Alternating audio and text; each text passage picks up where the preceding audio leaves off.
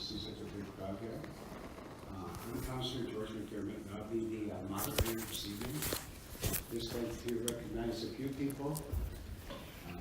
In the back row, Councillor Lewis, Councillor Marina Butler, the Mayor who will be here this evening, visiting Leo, Nick Duvenal, who is Councillor-elect from Ward 2, and our regional councillor, Tom Messina. So I think we're all here for the same reason. We might have been affected by break-ins or some sort of home invasion. And I think this council's made it very clear where we stand on this issue. We want it cleaned up, and the NRP is stepping up to the plate, as you can all see. The presence of the community has pretty much doubled from what I've seen, and they're being effective in making the rest of the community. So I'm going to, the way we're going to work tonight is I'm going to hand it over to the officers to tell you what's happening. If you have any questions, I'd just like to keep on track with just the break-ins that are going on in the community. So keep it to that and not be too repetitive. We'll try and zip through this in the hour or hour and a half that we have this evening. So I'd like to welcome the Niagara Regional Police, and they'll introduce themselves and have a chat with you. Thank you very much. First off, my thanks to everyone for organizing this event today, to the city members, and for you folks for showing up today. My name is Inspector Jim McCaffrey.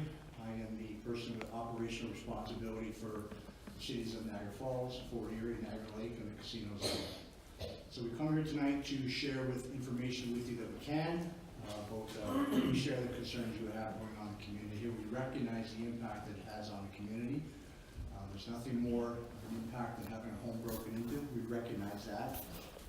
What we want to do today first is give you what information we can about what has been done so far, about the incidents.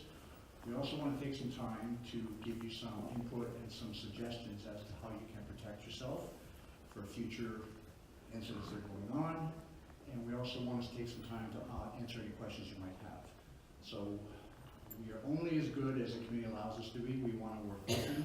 It is our intention. So I'm going to turn to the officers who actually have the boots on the ground here. We've got the acting district commander, James Davies. And we've also got one of the detectives from the Fort Erie Criminal Investigation Branch, Andrew McMeekin. So they're going to provide you with some of the information about what's been going on and what can go on in the future. And as I stated, we're here to answer any questions that we can. Some questions we may not be able to answer you, but we'll do what we can to assist you. Hopefully you'll be able to get what you need out of tonight. Okay? James, I'll turn to you. Thank you, Inspector. Howdy, folks. As stated by Inspector, my name is James Davies. I'm the acting staff sergeant for 5 District, Fort Erie. We recently lost one of our excuse me, Staff Sergeant Kim McAllister is the previous officer in charge. Lost by meaning she was transferred to headquarters. Her skills were required elsewhere in the service. So we are in transition right now. I'm the acting staff sergeant until January 1st, when I'll be replaced by another staff sergeant. So you're stuck with me for a little while. In regards to the break-ins, as the inspector said, we're very empathetic. It's a horrible situation, right? Your house is your castle, it's your home. You want to feel safe there. We realize these break-in areas have been happening at all times of day and night. Sometimes people have been home. Doors have been locked, but they find other ways in. Okay, so we want to help you. We're going to give you some information of what has happened, and then we're going to provide you with some crime-proofing tips. And if you choose on the way out, there'll be some business cards. If you have specific questions that you want to ask and don't feel comfortable here, and we'll also provide you with a sheet of paper you can take with you. And we often refer to as the 9 p.m. checklist, or whatever you choose to go to bed or lock down for the night. Okay,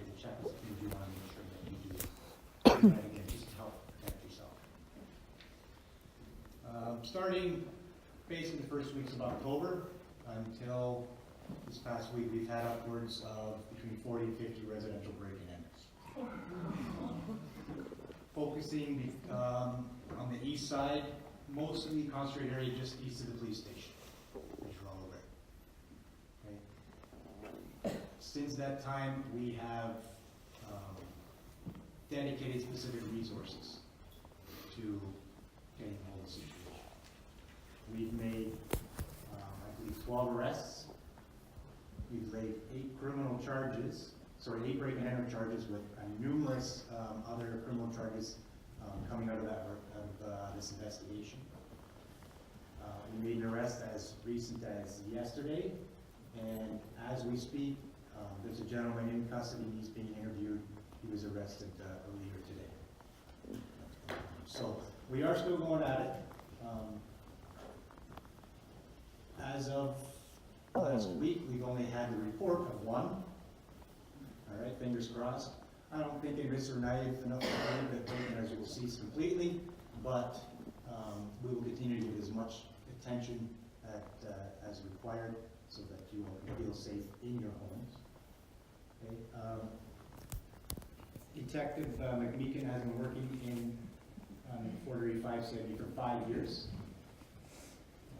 Our detective branch, they're called General Assignment, and they investigate everything that comes across, everything, whether it be drugs, whether it be break-and-enters, whether it be any kind of federal investigation, or provincial for that matter. We have the support of anything in Niagara Regional Police, and by that I mean our canine units. They've been down here specifically for us. We've supported obviously the Parks Police. We can draw on intelligence, which is based out of our headquarters. So we have at disposal not just what Fort Erie has to offer, but what Niagara Regional Police has to offer. So let's not think that we're alone here. All right, it's a detachment, which makes people think that it's smaller, but in fact it's not. It's just we just make a call and the cavalry comes around. So, all right. So I'm going to let you speak to Detective McMeekin, and he's going to give you some a little more insight on what we've done as far as the investigation goes, and then we'll continue. Hi everyone. Great turnout. Thanks for coming. As the staff is saying, I've been involved in our criminal investigations branch, the General Assignment Division, for 5 years here, and some time in St. Catharines as well. Jim, the staff is correct. It's estimated right now we're between 40 to 50 break-and-enters that have happened in the East End. And that is high. It's unusual. It's unusual even for this time of year for us. That being said, I've been asked to sort of maybe shed some light on some of the investigative avenues or things we're doing. I think it's important. You guys should know what, to some extent, what we are doing out there, right? Things that we are deploying. So, like I said, many resources, and I think the acting staff there has mentioned a few. For instance, we have plainclothes detectives from various capacities in this service right now, intensely working on these investigations. So sometimes our presence might not be felt. You might not see us, but I would like to assure you that we do have several different units at our disposal that are working now in our plainclothes division. So that means cars that don't look like police cars and people who don't look like police officers. That being said, we have, as recently as about a month ago, we started deploying to every break-and-enter. We've been deploying our forensic service unit. So forensic services are now standard with these break-and-enters in the situations we're having. They're coming out to the scenes, and they are collecting what we would call circumstantial evidence at those scenes. So we are collecting, them specifically collecting footprint impressions, hair, fiber, blood, any other fluids, fingerprints, and photographs. I can't stress enough, sort of on a tangent here, if you are the victim, the complainant, a homeowner of a residence that has been broken into, I'm asking you to please call us rather than investigate it yourself, touch anything, move anything, enter that room. It generally disturbs the investigation. Most of the time, when someone breaks into a home, right, they leave something behind, a footprint, something, and it becomes increasingly difficult when the scenes are touched, cleaned up, manipulated in any way. So we've got them coming out to every call. We've also, as our acting staff mentioned, we've got K9 that generally works the region. Our K9 unit kind of works from, Buffalo, like our perimeter here, all the way out to Grimsby, and they have fairly consistently, almost exclusively been working in this neighborhood for now. Break-in enters are a very frustrating and tough crime. Generally, they are quick crimes. People are entering homes in seconds, and they're in and out in a minute or under. To underutilize a team like our K9 unit, I think would just be silly. They are here, and we are actively we're using them at our discretion whenever we have the opportunity to do so. When there's an ongoing, just occurred sort of effects, right? They pick up scents and we pick up tracks. And actually, the gentleman, this person we arrested a few hours ago before this meeting, our K9 unit was intimately involved in that. And my partner right now is interviewing him. Other than, I think we have our K9, we have our plainclothes division. I'd just like to say that break-in enters, again, they're very quick. The 3 out of the 3, I think we've had 8 criminal charges related to break-in enter. We've had, I think, 12 arrests. And I've had the opportunity to interview now 3 of these people. And they're all from varying walks of life. And I will tell you that the way they are entering these homes, for the most part, they use the same technique. So I think I'd like to drive home what that technique is. I think it's important that we all understand what they are doing and how they're doing it. Generally speaking, what they are doing, this is from an interview I did 2 days ago, they will come to the door and knock for the one gentleman, one suspect I interviewed said he would knock, and no kidding, up to 2 to 3 minutes. Knock at the door. If there is no movement in the house, this person and the other 2, they're all unrelated people, but in general, this is what they're doing. They'll walk to the rear of the home and knock for another minute to 2 minutes. After that, they've kind of confirmed their suspicions that no one is home. And this is when they are breaking through a window, cutting a screen, kicking a door, and entering your home. There have been some where people are home, and we know that, but the vast majority of these, this is how it is. I can't stress enough to the people in this room, if you see someone, if you've been living in your home for an extended period of time, anytime, and you see someone that is strange, someone that does not fit, but someone that is not recognizable or you don't know, it doesn't cost anything to call us. Call us. We are only as good as the community that surrounds us. We only compliment you guys. So we would rather take 10 suspicious person calls and it's just the mailman than miss out on an opportunity to catch one of these people. Because if they're breaking into one home and they've broken into several others, during that interview, things can be tied together. So again, we're only as good as you guys. I don't know if I have anything else right now. Another thing my boss wanted me to mention is we've also increased patrols. We've hired around the clock, what we're calling crime patrol units that are working these neighborhoods. Our detective office and extra hires are working literally around the clock, working in those neighborhoods, patrolling those areas. So high visibility from police and a ton of plainclothes, undercover, if you like to use that term, officers working those areas.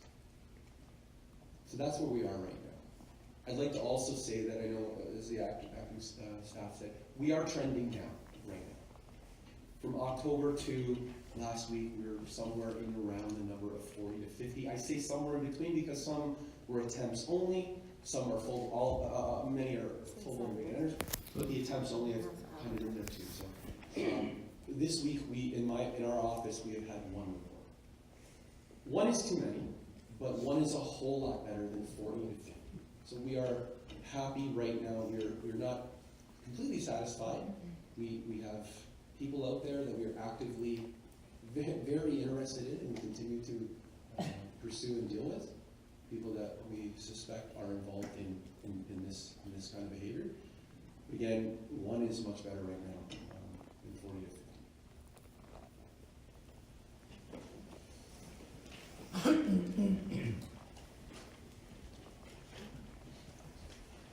So let's talk about crime prevention and protecting yourself, protecting your own home, things that you can do.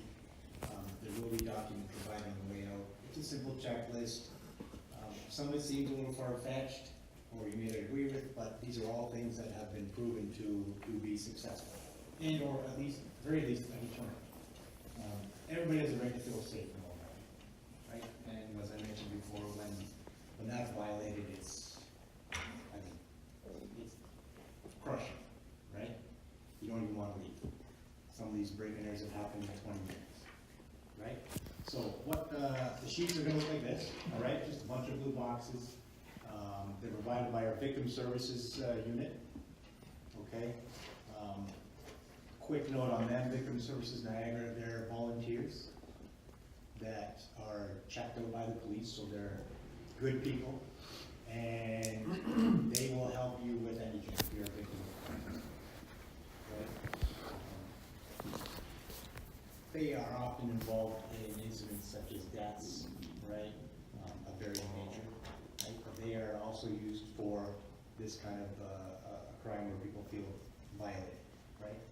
Don't let anybody tell you that a property crime isn't serious, because that's what this is, right? I mean, there's people crimes, so to speak, and then there's property crimes. But I mean, violating your own home is the same thing, right? So if required, you can reach out to them, and they have services. They'll do anything from wash your clothes to walk your dog to just come and hang out with you. All right. Things that specifically want you to think about is your landscaping, right? Keep your house nice and neat, make it look like somebody lives there. There's some nice ornamental thorny bushes that you can put around your windows, all right? Maybe make the bad guy move on to the next house. You know what I mean? People like the privacy, but can your neighbors see your backyard if they need to? Right? Neighbors get along.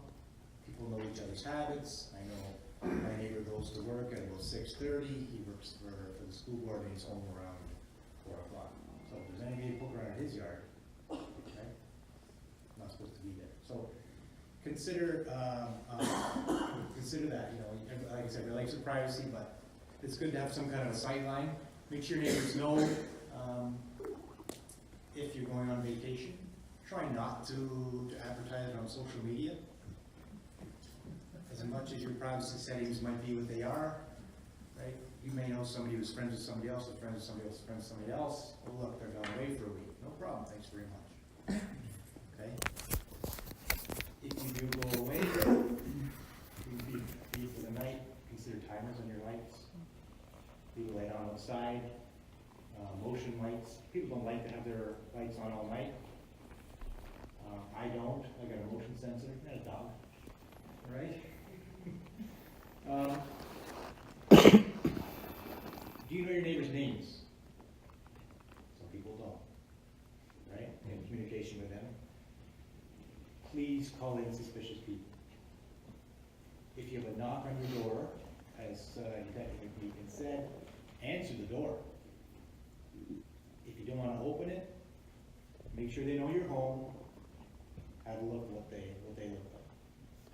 Right? And if you think it's worth calling, then by all means, call us. Are your exterior doors, are they solid core or are they steel? What are you considering the quality of them?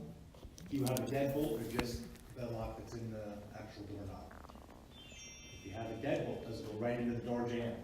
Right, simple things that are just a little more deterrent. Your windows, please make sure they lock. If they don't, endeavor to do something to make it so they can at least be secured in some way, shape, or form. I know some of the window locks aren't very hardy. But if you can secure them in some way, whether it's a bar or a stick behind them, all right? Front and back, all right? One of the incidents, or a few incidents we've had, the gentleman used stuff within the yard to prop up against the house to climb in. Bungalow bedroom window, used a pallet. And maybe just make those things, take them on the site, leave them in the garage. And anything we can do to make it more difficult for them to get in. Please lock your vehicles. As long as I've been a policeman 25 years, people make the rounds between 3 and till it's light, and you just walk down the streets and try to orient until they find one. All right? That's just something that's gone on forever, right? It's a constant battle. So lock your doors. Don't leave your wallet in your car. Garage door openers, put them out of sight. All right? Those can be taken and used as a later date. Open your garage door, locking it, and locking. Okay? Don't leave any personal items in your vehicles, like I said. Even small change. Don't make it visible. Right? That's coffee money.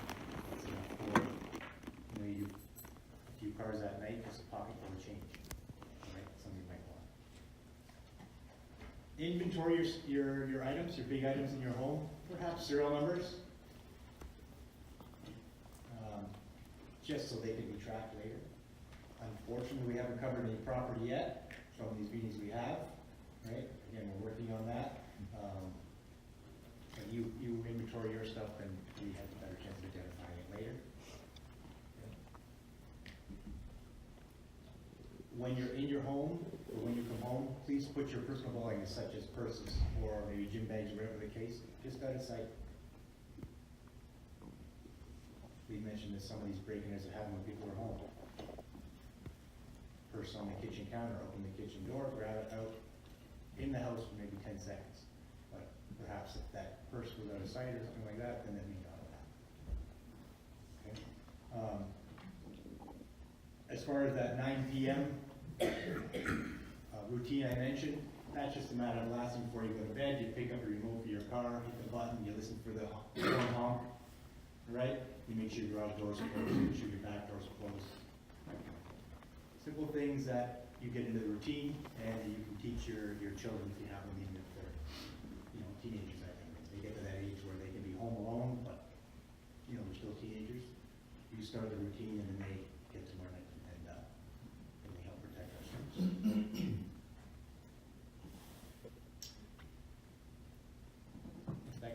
Just a couple of things maybe to finish.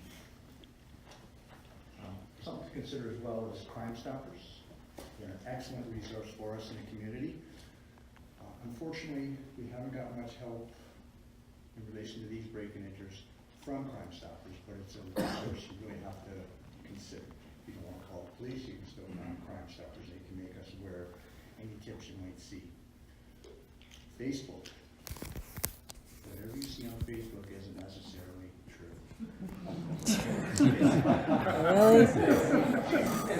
I've been involved in some investigations where I read what's on Facebook and it's taken a tangent like that. It's just exploded. But meanwhile, we're over here. So just because it's in there doesn't mean it's happening, okay? Take a look at that. Maybe call us. We'll do what we can to help you, okay? As the officers mentioned, we're only as good as the community allows us to be. You are the eyes of this community. We're not there. A lot of times you might think we know something that's going on. Don't rely on that. Something could be going on in your street and say, well, the cops already know about that. We may not. Don't rely on that. Call us. Call us 8 times. And it's up to us to say, okay, we already know that. We'll book it. But a lot of times I'll meet people in the community and they say, you guys aren't doing anything about that down the street there. And I'll take a look, and there's not a single call on record for that. We may not know what you think we know. Call it in, no matter how small you think it is. are doing what we can in the community here to help you get through this. One break in there is too much, but I can assure you, the officers in Fort Erie are doing all they can with the assistance of other districts as well. There's a lot of resources down here. So I can assure you that these gentlemen are doing what they can for our ladies here. So that's pretty well, I think, excuse me, all we have. If there's any questions? What number do you call? What number would be called? St. Catherine's number is 905-688-4111.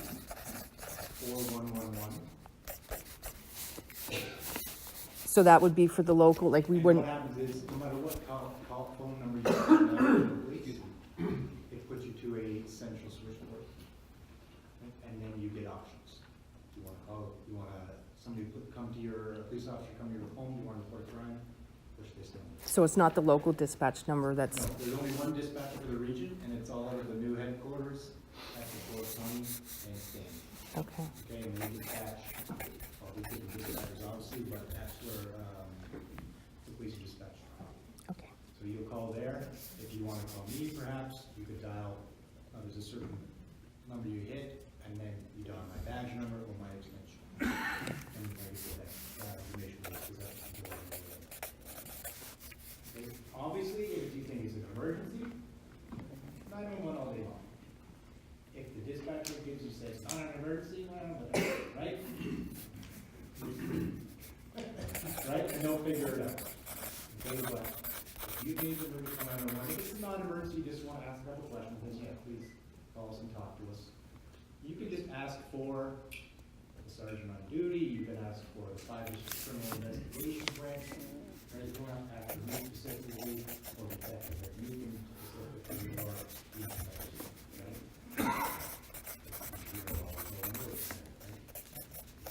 Susan? I wanted to confirm that all matters in open court are public record. All matters of open court. Yes, so when they appear before the judge and they do whatever their thing is, that's all a matter of public record. You can actually go and watch. Yes, if you and choose then to. my other question, or is it possible on the NRP social media, because we're interested, we feel a sense of relief when they've been arrested and they're in jail. This past weekend was a little dicey. So when we know that they're in jail, then we feel, oh, okay, then we don't have to be so afraid and cautious. But then, is it possible to let us know when they've been released?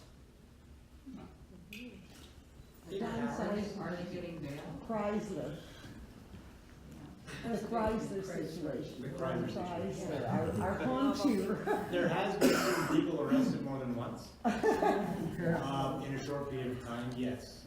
When we arrest them and prepare the documents for court, they can either be released on what's called a promise to appear and an undertaking, which is something that I would fill out in the field. This is one way, right? They swear with their signature they're going to show up in court. And then they also swear by their signature that they're going to abide by certain conditions. In this case, whether it be a curfew, whether it be stay away from this address, or not depending on the crime, right? The other way is when they go for bail. Again, they can be released, and those are on conditions. They aren't necessarily held, right? If we want them to be held, we put a case forward and ask for them to be held by the courts and push for that.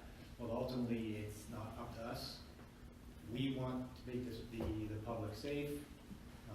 The system is the system, and we work with it, right? So at times, we don't get what we want either. Not that you're gonna have some vigilante group here or something, but are you going to advise us as to, like, are you going to put in the paper who has been arrested and charged? We have made several media releases over the last few weeks. Yeah. Another one this evening. Yeah, and there'll be another one following up the results of the interview with the paperwork tonight, so you'll probably see that later tonight, Okay. or tomorrow. There'll be a media release, and it'll probably be tweeted out by our media officer, Phil Gavin. There's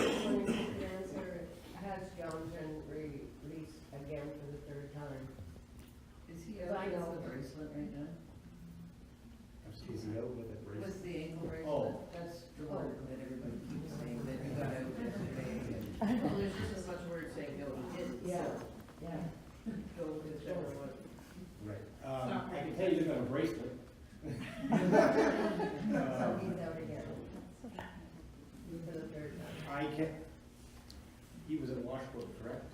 Yeah. Did you know the results of that? Having another go. There you go. Oh, my goodness.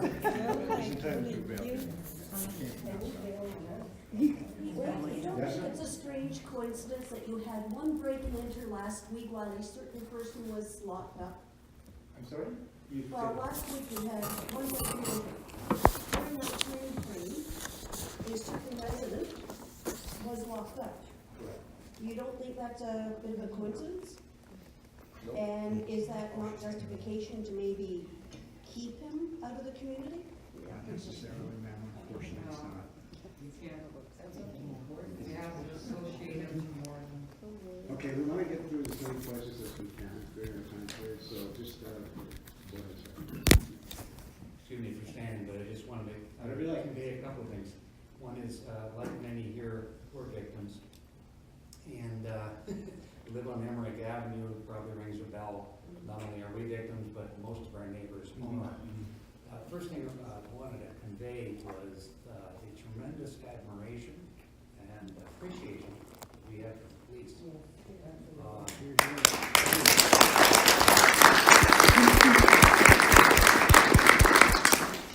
With due respect to the suggestions about proofing our homes, we haven't had an increase in B&Es because we haven't approved our homes. We have an increase in B&Es because we have more criminals in the neighborhood. And I understand they're even driving down from Hamilton and other parts of the province. I don't know why, but they think we're a wonderful hit, I guess. Is there a representative of the prosecution office at this meeting tonight? No? Isn't that interesting? First of all, I've already said one thing, the police are great, and frankly, I think you're doing everything we could ever ask of you.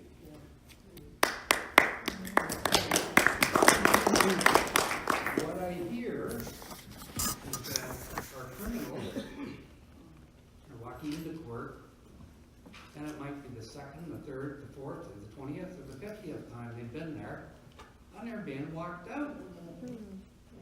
Now, maybe first of all, as Canadians, we're always empathetic. We'd rather cure them. We'd rather not put them in jail. And one of the reasons we'd rather not put them in jail is because it's expensive. All right? So I don't know what the cost is. Let's put it at $200 a night, whatever. What I want, would like our town to convey and the police to convey to our prosecution office, one, we'd like to see them here next time. Second is think about the cost of the B&Es themselves. I'm not talking about my ripped screen door. I'm not talking about just the purse my wife lost twice. I am talking about the tremendous loss of time, the cost of calling up credit card companies, the cost to those credit card companies, the cost to the banks. For replacing money, we had $250 spent out of our account. Again, those sometimes become called petty crimes. Nothing petty about it. I would personally add up the cost of one B&E to about $10,000. Consider the police time, the detective time, etc. So let's take 50 B&Es, $500,000 if you believe my $10,000 figure. That's $500,000. So anybody who thinks it's too expensive to put somebody in jail, I would like them to consider the cost of not putting them in jail. And our one, Mr. Kreisler, is one example. But the problem with Mr. Kreisler is he's not the only criminal out there. And when we let Mr. Kreisler out 20 and 30 times, I understand he's been involved in crime for 12 years, right? How many times has he been out there? We send a message to other criminals. Look, it's okay, just go through the motions. Police will pick you up, they'll take you down, question you. Hey, $500 bail. All right? And so, Mr. McDermott, I hope you will pass that on. Well, I tell you that, we take note of all these things, or else we wouldn't be here tonight. be quite honest with you, we didn't call prosecution in because she was. Thank you, by the way, I'm sorry. Well, you're welcome. You're right about the court system, and of course, we have to work with the members of parliament, through provincial government, or whether it's federal law. We have to have them come to grips with us, because it makes it, these fellows are out there busting it and risking their lives every night to serve for us. Yet, once they put somebody in, they go out the next day. It seems like kind of ridiculous cat and mouse type of thing. But, you know what? We do take this seriously, or we wouldn't be here. And we plan to take that on as well. Now, are there any, I'm not going to speak on behalf of the prosecutor's office, but I can just say that the three of us have worked with certain people, like Crown attorneys, who are excellent representatives of people. So there are some really good people in that office. Their hands are tied, so I just want to talk on their behalf. There are some excellent Crown attorneys. okay, let's go to the back. Hi, my name's Larry. I moved down here in 2012, and where I moved from was Windsor, right across the river from Detroit, I should say. And there was not 30 or 40 or 50 break-ins in a short period of time down there. It was a little bit harder crime. It was a little bit, shorter period of time. But since I've been here, this escalation that's just started to happen. I wanted to do something, and my wife, being the filter that she is, decided not, you should just talk to somebody first. And when Neighborhood Watch first came out, it was great, but unfortunately it had its little loopholes when the neighbors went on vacation. Or they were soccer mom and dads and they were out. What does the police department think of a way that we decided that it was a lot more, it worked a lot better if we had a group of people, and we called it, we named it the neighborhood, take back your neighborhood. And it was people in that neighborhood that volunteered to walk that street or that block or that 2 blocks for 3 or 4 hours. It's not going to cure, and we don't want to put the police at any more work than they have to be. But what we found was there was an awful lot of people that were walking down streets that didn't walk down them anymore because they knew that people were walking in their neighborhood. That was their homes that they were protecting. They had the police department on speed dial, right? And they had the cameras on the phones working, and it produced. There was one gentleman that said, take pictures. Well, if you've got a cell phone and you take a picture, and you've got the police on speed dial, it's not a vigilante group. That's not what I'm talking about. I'm talking about trying to help the police and at the same time take some ownership and take some responsibility for your neighborhood and your neighbors and hope that they will do the same thing for you. And at least when the police are driving down the street, if they happen to be driving down the street, or if one of the undercover police officers were walking down, all you've got to do is say, I'm a policeman, just let me by here. You know what I mean? Doesn't have to be a big deal, but I think the deterrent of that will at least give people a little bit of breathing area and a little bit of rest at home. Me, I have 3 attack Shih Tzus in the house. It's not about the Shih Tzus. I have 3 attack Shih Tzus, and I promise you, they warn me when people are driving by, let alone walking by. Did you rent them out? But I don't think tearing their ankles apart is the answer. Right? So I just want to give that out and let the police kind of let me know what they think about something like that. If you choose to walk your dog late at night, go out, walk late at night, you're perfectly able to do that. That's your neighborhood. And we would welcome information, as long as it doesn't put yourself in danger, and as long as you aren't becoming disruptive or intruding on anybody else's enjoyment of their property. Something else I maybe could suggest, the town of Niagara Lake, they have a community safety committee, which the police are a part of as well. They have regular meetings where it's a number of the people in the community get together. They talk about different issues going on in the community. They plan initiatives together. They do the Lock It or Lose It campaign. They have a number of things they do to improve community safety. We sit on that committee. Perhaps that's something forward you might like to get. I just want to respond now to this gentleman's comments. It kind of ties into my initial statement. My name is Todd West, local resident, business owner. Been a victim, much more before October, happened in July. Just to address the statement about that, our neighborhood did its own watch program, and you said to address your neighbors, know your neighbors. Unbeknownst to my neighborhood, Community Living bought property and dropped in right across the street from our homes, a community living home, with criminals coming out of jail, being released there. Neighborhood got together. To address this man's comment, I caught two people trying to get in my neighbor's car personally, fought them both. Attempted to be stabbed with a screwdriver, as everybody's well aware of. There's some risks here. Oh, absolutely. I'm 6 foot, 270, I have a brown belt in jiu-jitsu, and I'm a kickboxer. I fought both these guys, one was trying to stab me, and my 82-year-old neighbor came out to assist me. So there could be some repercussions to forming these groups. It needs to be done properly.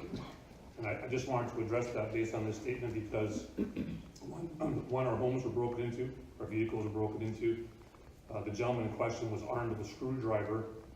And earlier in the day, one of the neighbors addressed, what do you do in our neighborhood? What were you doing in our yard? So they went back in the middle of the night. They were stabbing the screwdriver through the roof of the hardtop of his car. It triggered one of my motion detectors on my camera. I got a text message. I flew out of bed. I got them both. I detained them both. The first officer on the scene was a female officer. Said he's trying to spit on you, whatever. The first thing he did after he got up was try to grab her. So I had to detain him again until other officers arrived. So there could be some repercussions as it pertains to these kind of actions with some of these individuals. And secondly, I just wanted to ask a question. I'm unaware, does the town have a curfew bylaw? And the reason why I ask that is because I know it's hard sometimes for officers to approach people just as they're walking down the street without cause. But if there was a curfew bylaw, small solution, curfew bylaw, it would give the NRP kind of the right to stop them maybe and question that. Is that a fair statement? I don't think that would be allowed anymore. Okay. I believe so in the current state of affairs. I think that'd be shut down pretty quickly, unfortunately. A couple more quick questions? Councilor, thanks for being here. Thanks for being here tonight, and the men and women of the NRP. I'm a 3-year transplant from Toronto, and I love Fort Erie, and I must say NRP has an amazing reputation here. So there's a lot of respect for the men and women of the NRP. I'm just curious, what's driving the increase? I have 2 questions. What's driving this increase? And second, what are they taking? Can I answer that, please? So, what we've noticed, I'll speak vaguely in broad strokes. What we've noticed, my partner and the others in the office, is generally after the door knocks and they enter and they come through, they're making their way to a master bedroom or any of the bedrooms. And I'm sure many of you here are victims of this. Purses are stolen, and everyone in this room has an old Skippy jar that's been washed out full of toonies and loonies, right? They're taking that. That's a very routine sort of thing. A watch. They're taking cell phones and running, and they're gone in about 15 to 20 seconds. That's typically where we are, what they're doing. And what's driving this? So, and in a lot of these cases, what do you think is driving it? well, I would say that my suspicions are drugs.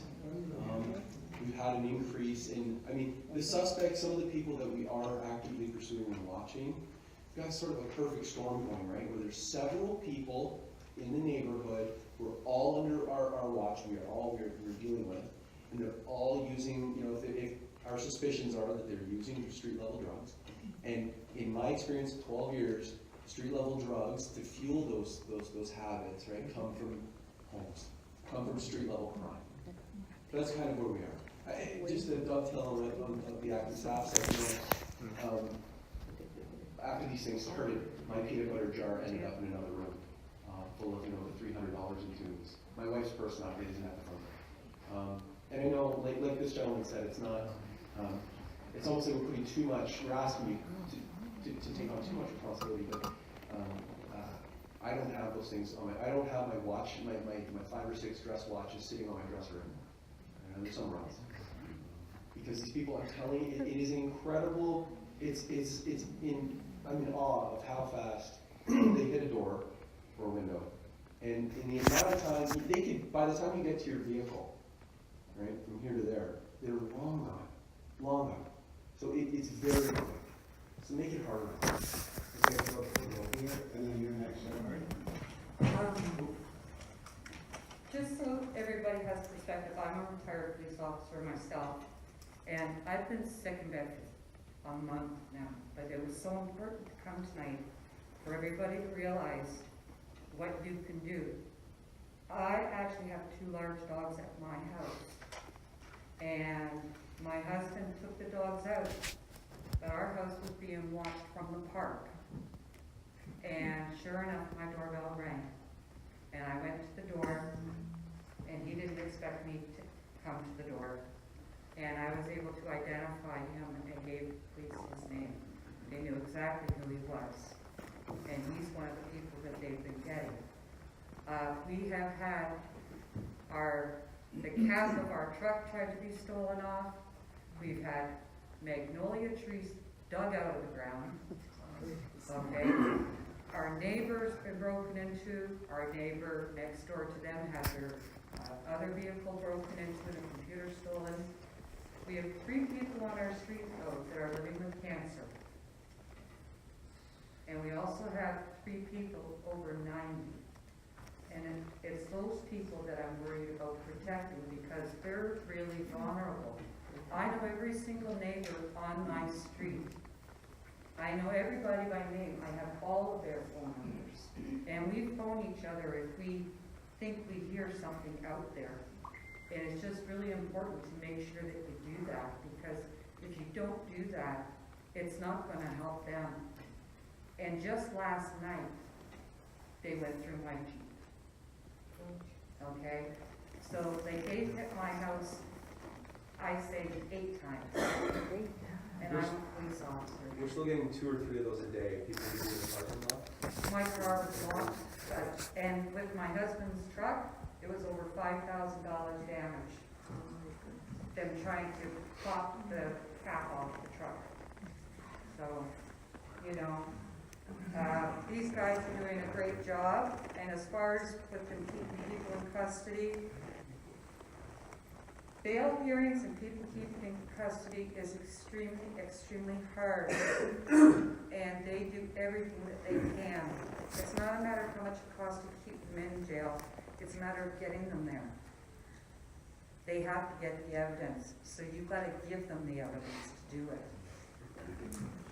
Yes, sir. A lot of these people that you're arresting are desperate. And the way I look at it is you're arresting the symptom. What are you doing about the disease? These people are robbing places and they're going directly to a drug house. What are we doing to prevent them to have a place to go to spend this money?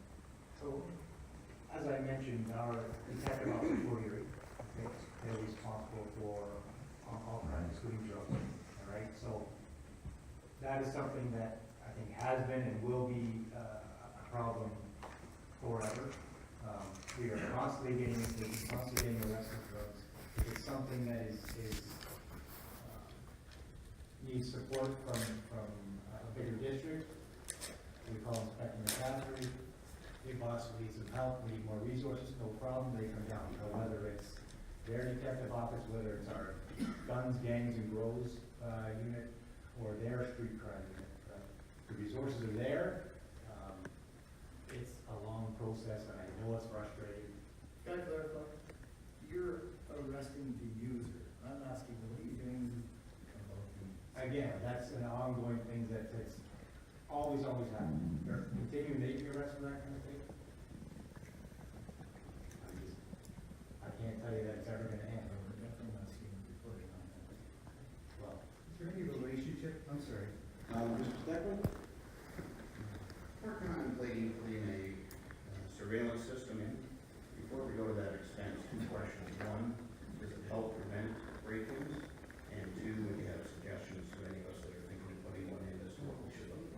So there actually is many very affordable things you can do. And you go to the extreme of getting a very expensive one, window contacts, door contacts, cameras, audible sirens, stuff showing up on your phone, whatever the case may be, or you can get as simple as a $100 camera that literally sticks to the wall and will give you access on your phone and you can see who's at the door.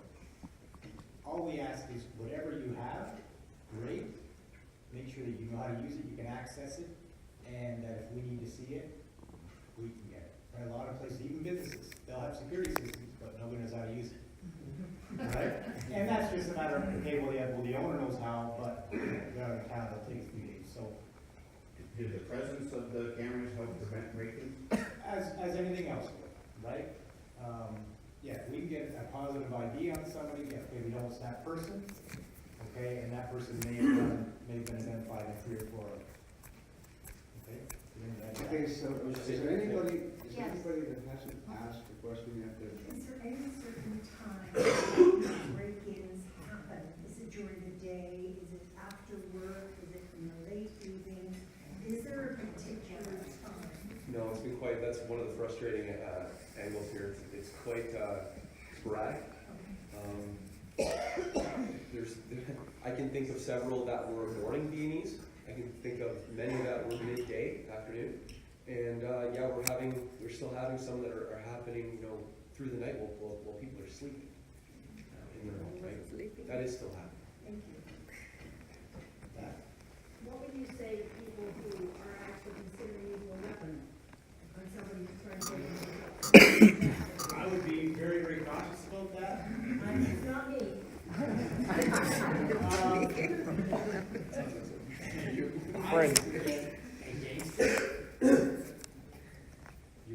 don't know if I would recommend that. You are guilty for any excess force that you use in Canada.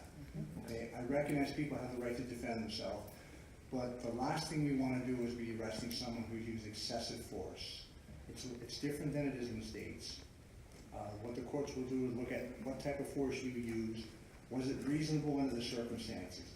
And if they don't think it was reasonable if you went overboard, we unfortunately have to prosecute you. We don't want to do that. You got a dog. Can you put a sign on your window, beware of dog? Sure. And if they break in your house and your dog rips them apart, are you getting charged?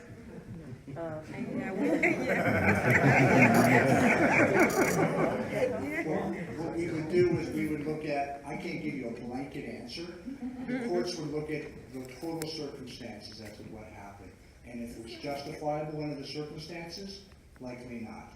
But if there was something to indicate that you kind of, like I said, went overboard, then you may face prosecution. So you have to be careful what you do. You are guilty for anything that's not necessary. Like you're sleeping, okay? They bust through the front door, my dog the second anything. 3-4 times through the night. I don't know what he'll do. I got no clue what he'll do. Okay? But somebody breaks in and that dog gets a hold of him. By the time I get to the living room, he's got that guy tore to pieces. He's a big boy, 65 pounds. And he tears him apart and I see that guy bleeding all over the place and I don't want to. I can't give you a blanket. The courts would take a look at each instance. You would say, this is what I did. They would look at each and decide if it was okay under the circumstances. Sometimes it was, sometimes it might not be. Let's recommend that you don't encourage a dog to keep waiting. Let's recommend that if he wasn't, you're giving an offer for a date.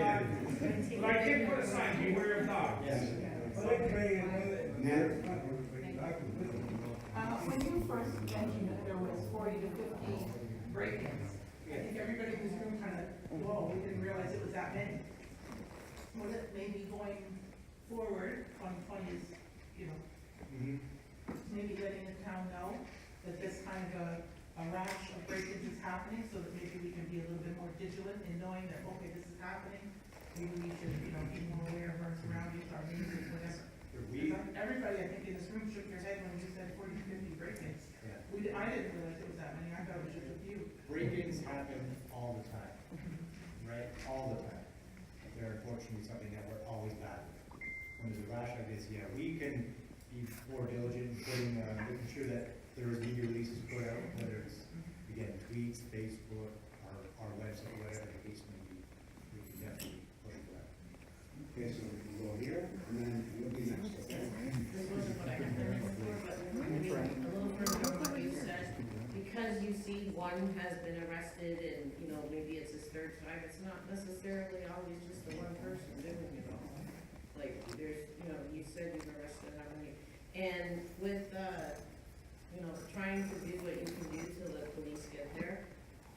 Today I saw myself how quick the response times are, because if you had that arrest this afternoon and it was near the Catherine Street area, we saw 2 cars, lights and sirens within less than a 2-hour period flying down our street off the concession. That is the circumstance that we would have Yeah. to. It was incredible, like, yeah, and I mean, there was another instance, the response time has been amazing, and I commend you guys. And there was plainclothes officers on the scene of that, Yeah. so. George. George. We're coming over.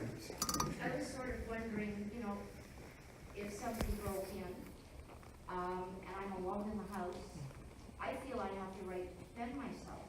I'm not a big person. 9 times out of 10, it's going to be a man or a woman. Not saying that women don't play a role. I would probably take a back and laugh. I mean, what am I going to do against a man, and how am I going to call the police and keep that person in my home so you can take them? I don't think that would be a problem. The problem might be if he went down, if you continue to. In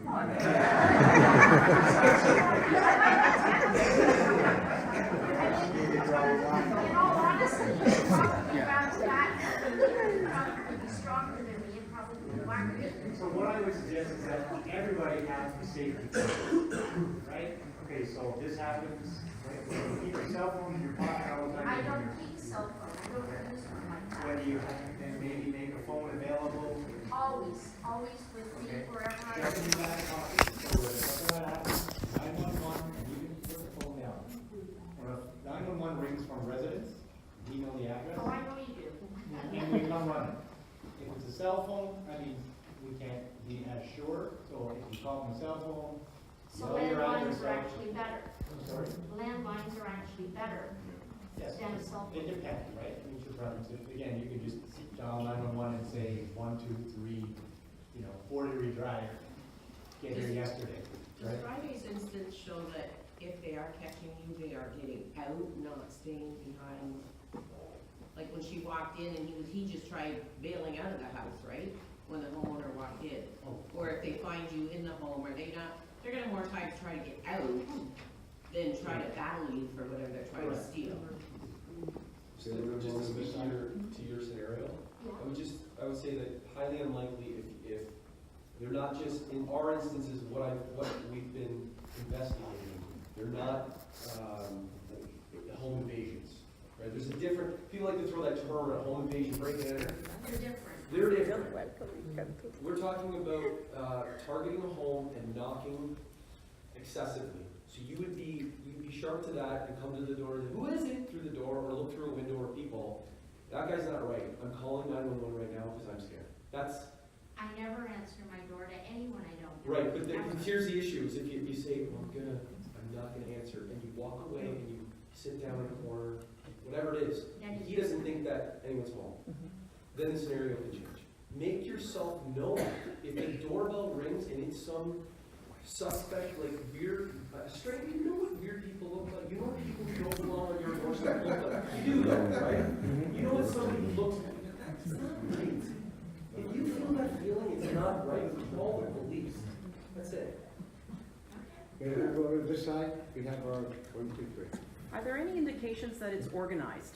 Do they have lists of what to take? Do they have lists of homes to hit? Neighborhoods to, streets to go to? Is it teamwork? Like, are they? I just wanted to ask, with the individuals we have already arrested, is there any other background in terms of, because as being a woman, we have 3 teenage girls living in the house, and my fear is if someone's going to break in, and I know it's horrible to replace, but I would much prefer no one's home. As being the mother of 3 teenage girls, my fear is I have a 17-year-old who's in the shower, somebody comes in, of the individuals you've arrested, is there any history of where we're seeing escalating, where they're getting more bold? The reason I asked, we came from Windsor. There was a gentleman there by the name of Jason Schultz. I've lived through this. He started to set fires in the house. He started to watch people when they were sleeping, leave notes in the house, make a sandwich.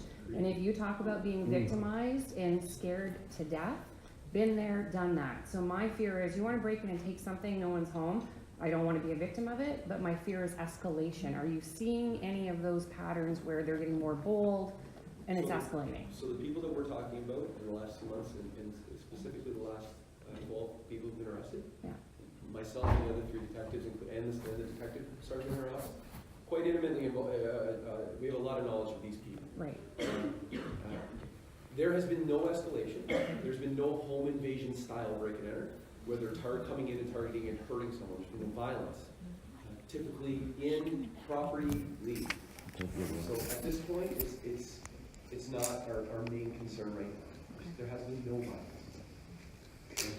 Yes, I'm talking about calling for the home invasions and whatever, and then I understand just from Facebook, and you can't believe everything on Facebook, about calling about vehicles being broken into, some that basically, like she said, are locked, and somehow they're getting in. What is the deal about phoning?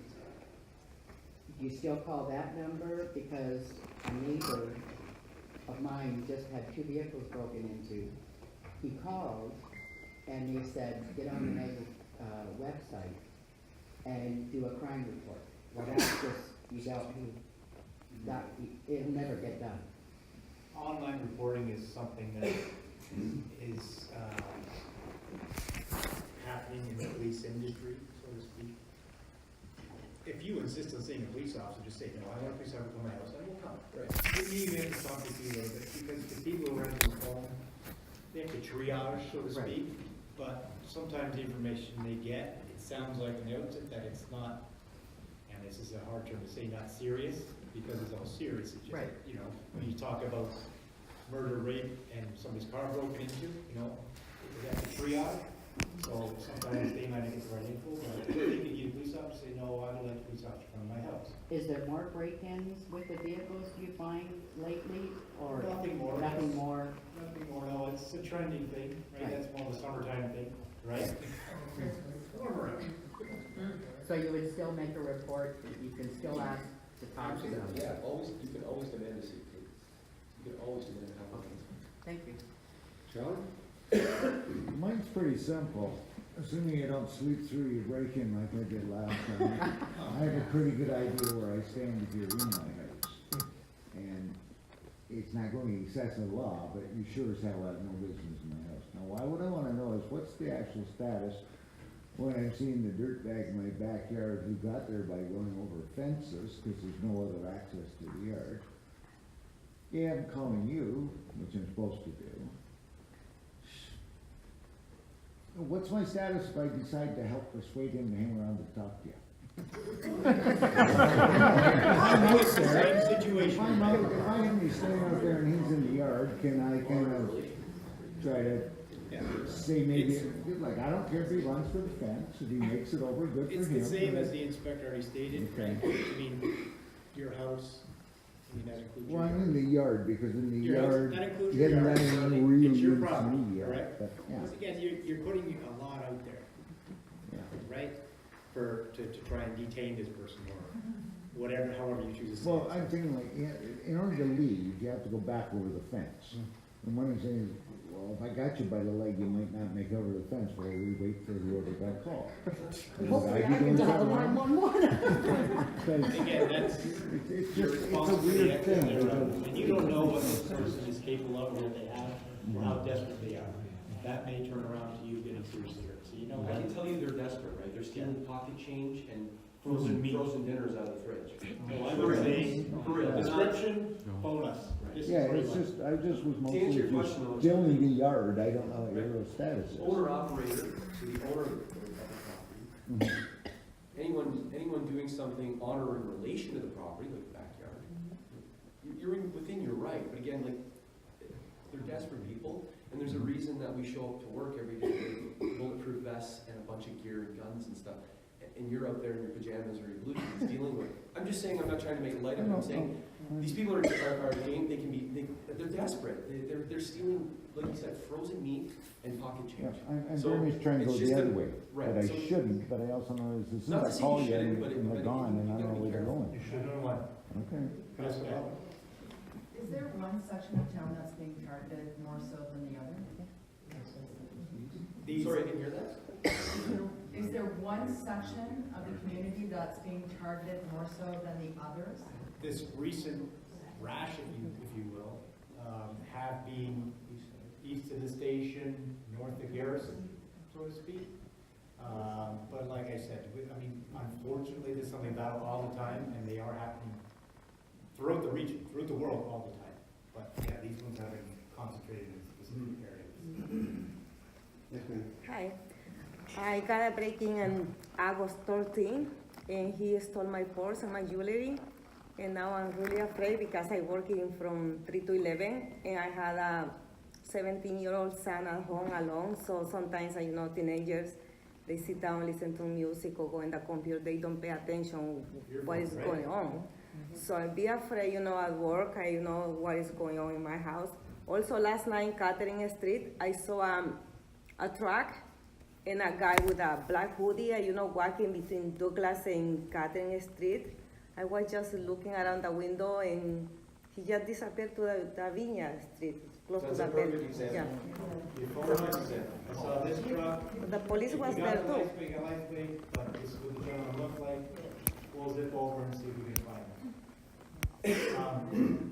As far as your children go, like I said, a safety plan, right? Make sure the lights are on the house, lights on our outside, and I don't know, if it's worth you, again, having a camera outside the door, and that transmits to your phone. I don't know if that's something that. Don't have no cameras though. Right, I know. But we should build a brick fences around with electrical wires like a Central America,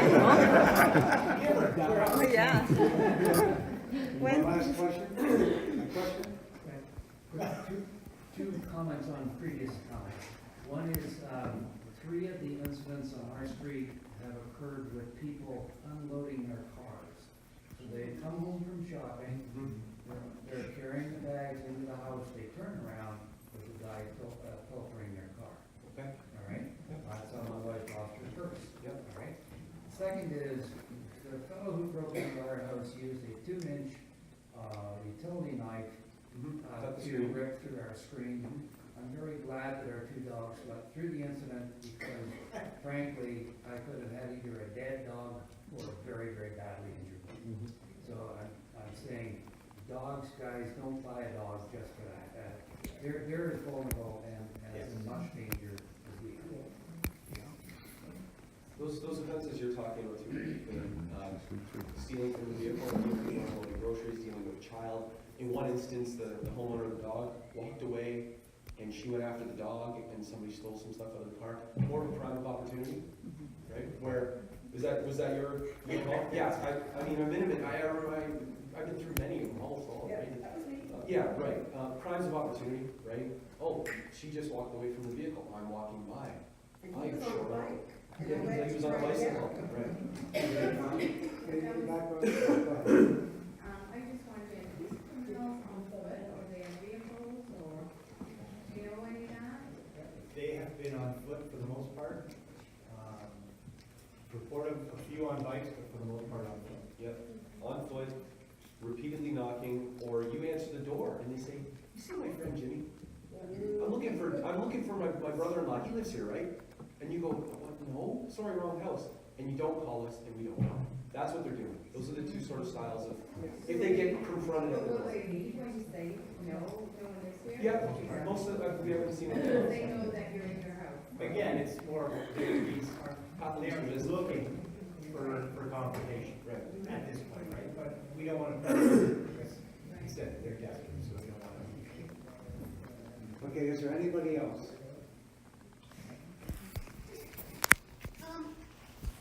I hear rumor that Uber told me that there are a couple of informal neighborhood watches forming.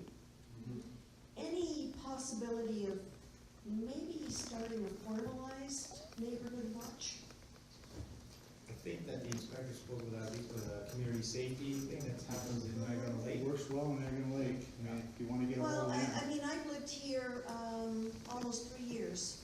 Now, my house is somewhat isolated, I'm, you know, like, I can't see and hear neighbors from my house. I still have not met my neighbors. And I'm going to have to sort of make it a point of going down and saying, hey, I'm that weird person that lives down the road. But, you know. That's an excellent idea. My daughter lives right in town, and she's become aware that she doesn't even know the house number of the houses on the street behind her. So if she sees an incident happening, she can't even say, hey, it's number 52 Birdie Street. You know what the great thing is about internet? Google Maps.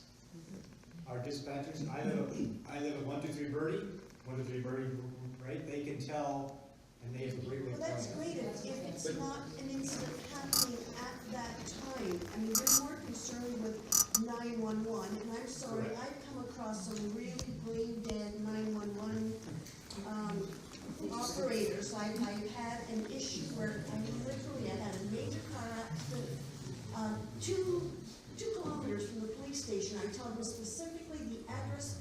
Oh, are you sure it's there? You know, so rather than arguing with a 911 operator. So just to speak to what you were saying originally, I think everyone here, you should be nosy. You should know your neighbors. You should have their phone numbers. You should be really nosy. I know what time my next door neighbor comes home from work. There's a lovely little form that people could literally go to their neighbors, ask them to fill it out, and you can have it on file. And I think something the inspector had mentioned, what they're doing in Niagara Lake, I think you guys, that's a great opportunity, right? Meet your neighbors and form some sort of a group. We got a lot of good momentum going here. I think, Well, I mean, there's a bunch of us that have been going out and